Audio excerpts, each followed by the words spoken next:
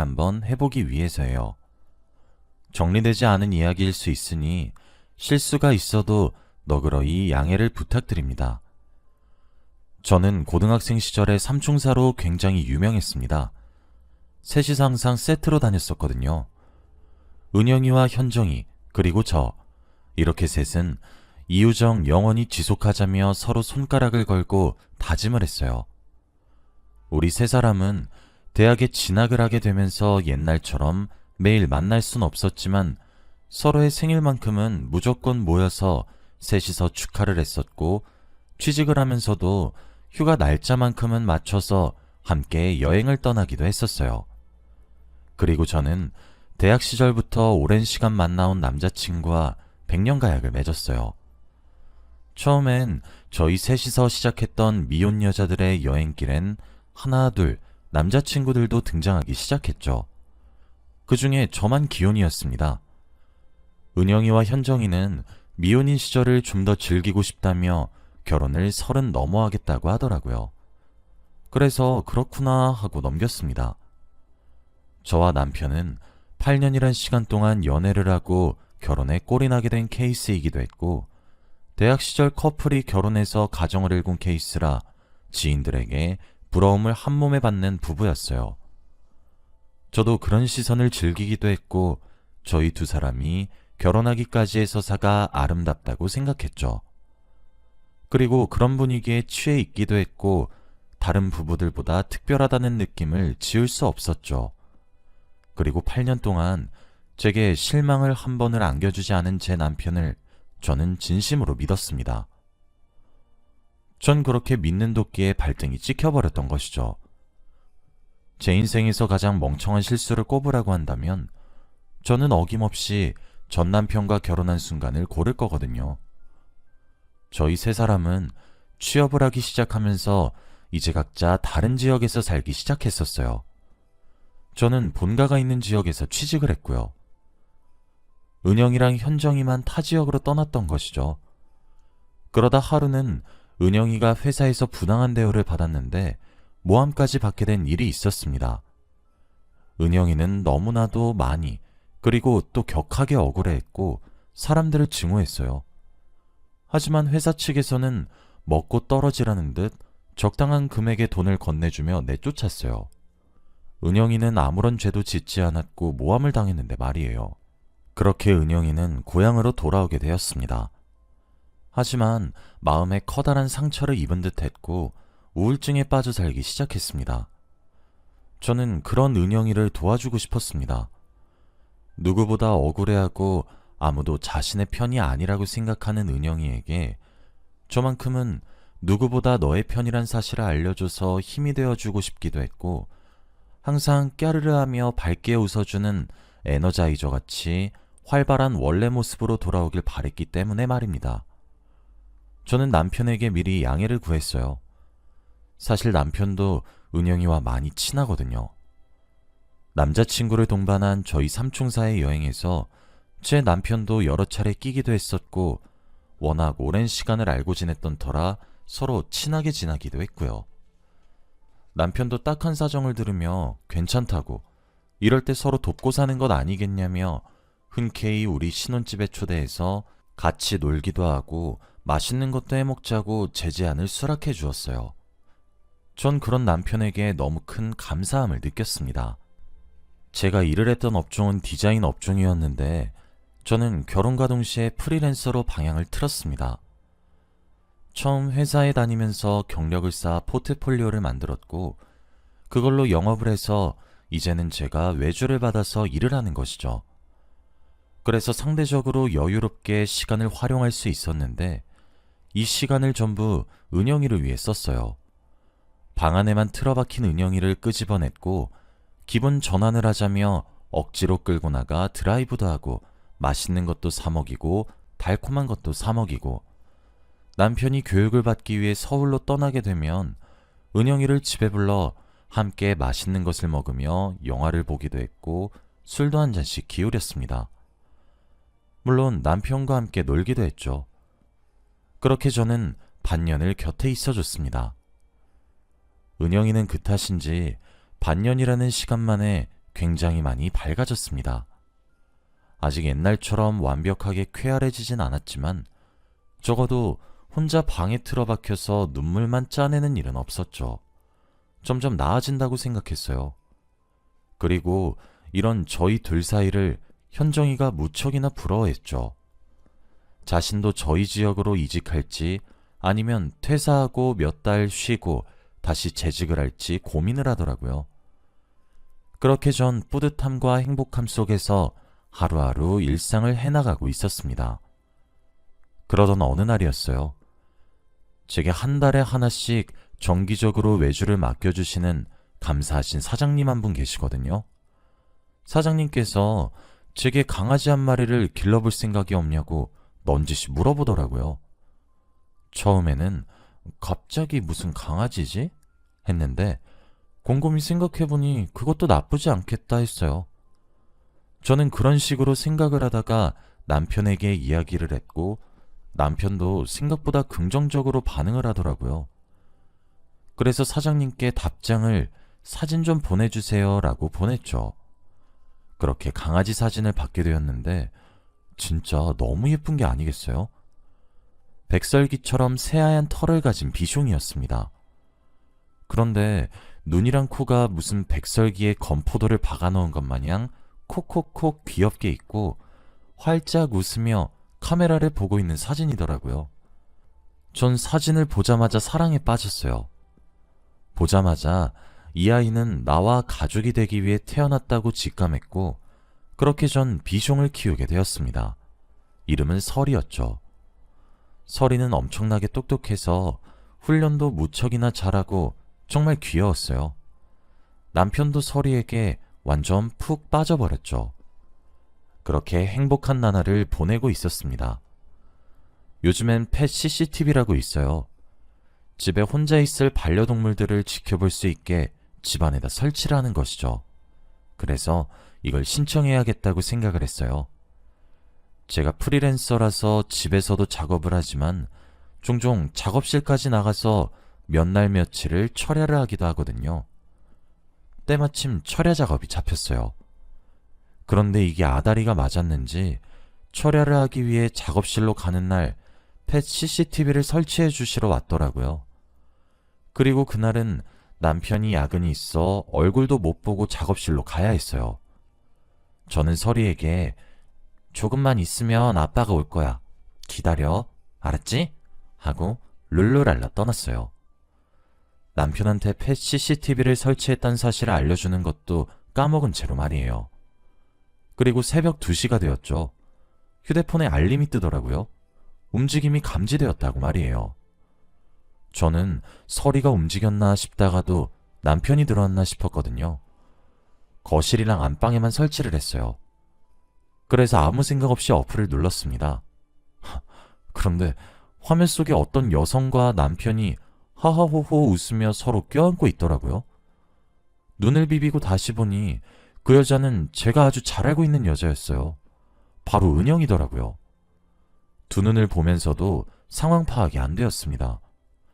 이게 무슨 일인가 싶기도 했어요. 멍한 상태로 화면을 계속 지켜봤습니다. 그리고 저는 차마 끝까지 화면을 바라볼 수가 없었어요. 두 사람의 집은 계속 이어졌고 결국 갈 때까지 가버렸거든요. 도저히 믿어지지가 않았습니다. 다른 누구도 아니고 저와 8년을 연애하고 결혼한 남편과 제 고등학교 시절부터 영혼의 단짝이었던 은영이와의 불륜 사실을 저는 도저히 두 눈으로 보고도 믿어지지가 않았습니다. 아닐 거라고, 아니어야만 한다고 되뇌이면서 화면을 녹화했어요. 그렇게 한참을 녹화했고 저장을 했음에도 두 사람의 애정 행각은 끝이 날 생각을 하지 않았죠. 전 이대로 있으면 안 되겠다는 생각에 사로잡혔고 곧장 이리고 뭐고 다 내팽겨치고 외투를 걸치고 집으로 향했습니다. 도어락에 비밀번호를 치기 위해 얼마나 커다란 다짐이 필요했는지 여러분들은 모르실 겁니다. 이미 새벽 5시를 가리키는 시간이었죠. 더는 미룰 수 없어 덜덜 떨리는 손으로 비밀번호를 누르고 문을 여니 서리가 왕왕하며 짖기 시작하더군요. 전 천천히 저희 안방문을 열었습니다. 그리고 그곳엔 사색이 된 얼굴로 돌처럼 굳은 남편의 얼굴과 차마 숨지 못해 이불을 머리끝까지 덮어 쓴 은영이의 모습이 한 침대 위에 나란히 보였죠. 성큼성큼 다가가 이불을 들쳐내려고 하는 저를 남편이 여보 하며 말리려고 하길래 그 손길을 뿌리치고 이불을 걷어냈습니다. 흐트러진 몰골로 아윤아, 이게 어떻게 된 거냐면 라고 외치는 은영이의 얼굴을 보는 순간 세상이 무너지는 것 같은 기분이었습니다. 제가 하하며 헛웃음을 터뜨리자 남편과 은영이는 침대 위에서 쏜살같이 내려와 무릎을 꿇고 미안하다고 싹싹 빌기 시작했고 그저 한순간의 실수였다고 빌기 시작했습니다. 그 이유는 난리가 났습니다. 분노로 이성을 잃은 저는 눈에 보이는 것이 없었고 은영이랑 남편의 머리부터 잡아챘었어요. 소리가 왕왕하며 짖었는데 귀에 들어오지도 않았죠. 그리고 어느 시점부터 기억이 끊겼고 눈을 뜨니 하얀 천장이 보였습니다. 눈을 뜨니 남편의 얼굴이 먼저 보이더군요. 남편의 뺨을 쫙 때리고 나가라고 발광을 했고 그 소란에 응급실은 시끄러워졌죠. 의사 선생님이 저더러 진정하라고 말리더군요. 가까스로 진정할 수 있는 약물을 투여받고 가라앉았습니다. 그리고 의사 선생님께서 그러시더군요. 아윤씨 맞으시죠? 아윤씨가 혼절해서 응급실로 실려왔는데 실려오던 순간부터 하혈을 하고 있었습니다. 서둘러서 응급처치를 하긴 했는데 뱃속의 아이를 지키지는 못했습니다. 유산하셨습니다. 저희도 최선의 노력은 했으나 이미 상태가 많이 안 좋았던 터라 죄송합니다. 라고 말이에요. 알고 보니 임신에 성공했던 상태였어요. 제가 원체 한 달에 한 번씩 하는 마법의 주기도 불규칙적이고 입덧도 오지 않은 터라 몰랐기도 했고 배도 안 나와서 더 몰랐던 거였죠. 그냥 음식을 좀 많이 먹네 싶어서 넘겼는데 벌써 임신한 지 3달 정도 되었었다고 하더라고요. 하지만 제 자궁이 남들보다 불안정하고 약해서 항상 조심을 해야 되는데 커다란 스트레스를 받으면서 아이가 급하게 유산이 되었다고 하더라고요. 이미 병원에 실려오던 순간부터 하열로 인해 입고 있던 추리닝 바지가 흠뻑 젖어 있었다고 손을 쓰기에도 이미 늦었었다고 말씀을 해주셨습니다.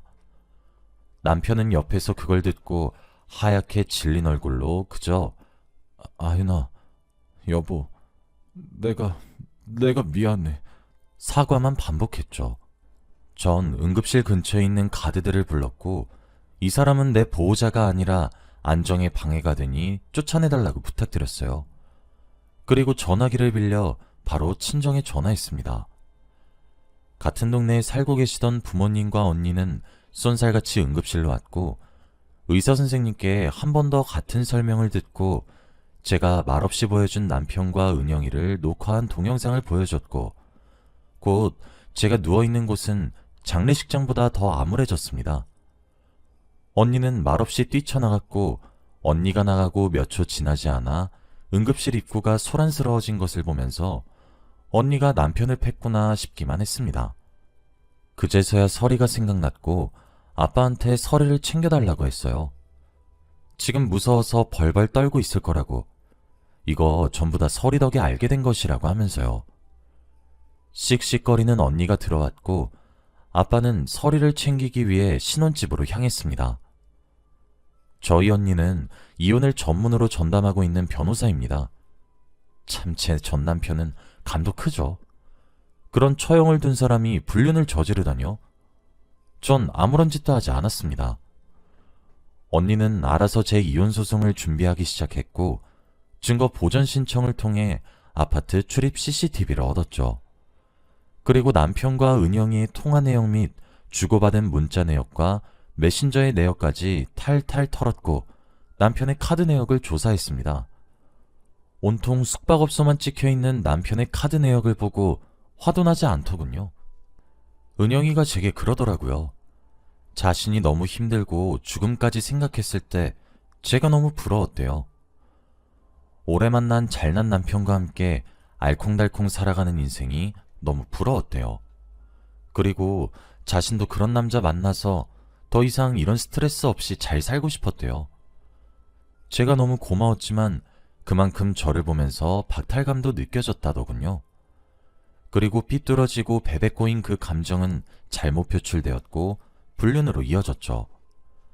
남편은 은영이가 자신을 꼬신 거라고 두 번 다시 그러지 않겠다고 빌고 또 빌었지만 전 냉정했습니다. 은영이는 상간자 소송을 통해 상간녀로 낙인 찍혔고 제 아이를 유산하게 한 가장 커다란 주범이었기에 매우 어렵게 4천만 원의 위자료를 받을 수 있게 언니가 손을 써주었고 남편도 제게 5,500만 원의 위자료를 지급해야 했죠. 게다가 언니는 그냥 깽값을 물어내주자고 얘기를 했습니다. 벌금 나오면 언니가 내줄 거고 무슨 일이 있어도 도와줄 거라고 하면서요. 그래서 법적 테두리 안에서 할 수 있는 복수와 사적인 복수 지독하게 했어요. 은영이네 부모님께도 두 사람의 동영상과 사실관계 증명을 보냈고 상간녀 판결문도 보냈습니다. 시댁도 마찬가지였죠. 당연히 두 집이 뒤집어졌어요. 은영이네 집 쪽은 결혼도 안 한 처자가 그런 판결문이 나니 무너져 내렸고 시댁에서도 저희 집에 끊임없이 접촉해왔죠. 저는 은영이와 남편에게 연락을 했고 이렇게 말했습니다.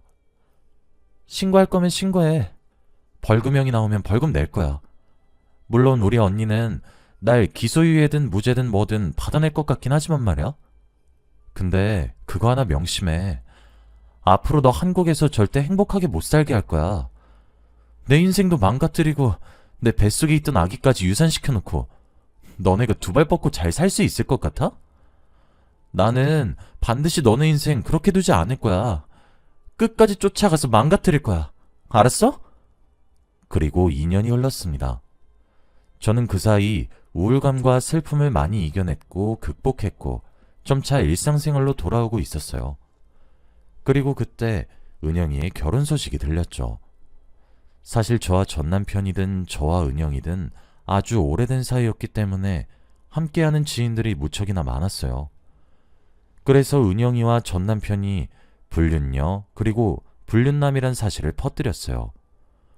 고의가 아닌 척 가장 입이 싼 친구들에게 비밀이라고 신신당부하면서까지요. 두 사람은 절 명예훼손으로 고소했지만 언니의 지인 찬스로 저는 퍼뜨리려는 의지가 없었던 것으로 판결이 나서 무죄를 받았었죠. 그리고 두 사람의 얼굴을 봤는데 참 꽃이더군요. 그래서 은영이의 결혼 소식이 제게도 전해진 거였어요. 은영이는 길을 쓰고 숨겼겠지만 말이에요. 조금만 알아보니까 몇 월 며칠에 결혼식을 하는지 다 알 수 있더군요. 저는 은영이가 상간녀라는 판결문을 프린트했습니다. 그리고 재판 과정을 상세히 적은 내용들과 내용 증명을 보냈던 기록들 모두 복사해서 서류 봉투에 넣었고 새하얀 원피스를 입고 은영이의 결혼식장에 갔습니다. 신부 대기실에 들어가자 결혼식에 웬 흰 원피스냐며 사람들이 수군거리더라고요. 그리고 은영이는 절 사색이 된 채로 보고 있었죠. 저는 은영이에게 웃으며 다가가 사진은 그래도 한 장 같이 찍어야지. 안 그래? 라고 말하며 활짝 웃으며 사진을 찍었어요. 그리고 은영이 귓가에 속삭였죠. 내가 너 행복하게 두지 않는다고 했잖아. 어디든 쫓아갈 거라고. 왜? 이제야 실감이나? 네가 때려 죽어도 시원찮은 상간녀란 사실 네 신랑 될 사람은 알고 있어? 너무 표정이 굳었다 해. 좋은 날인데 활짝 웃어야지. 안 그러니? 라고 말이에요. 은영이는 제 원피스 자락을 붙잡으며 내가 미안해. 어? 제발 이러지 마. 라고 애원했어요. 그 꼴을 보고 있자니 고작 이딴 년 때문에 내가 그토록 힘들어했나 싶었죠. 전 차갑게 은영이의 손길을 뿌리치고 또각또각 뒤를 돌아 걸어나갔고 인사를 하는 예비 신랑에게 다가갔어요. 얼굴에 의문이 가득하더라고요.